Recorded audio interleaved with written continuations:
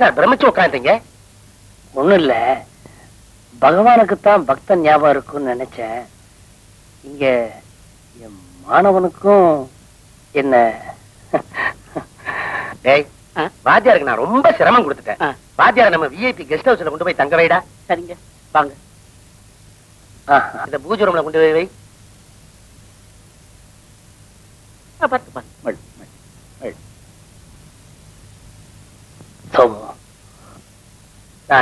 நான் ரொம்ப கொடுத்து வச்சவன் சார்.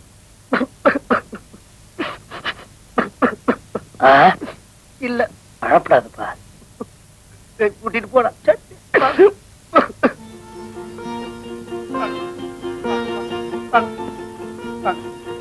கூட்டிட்டு போடா.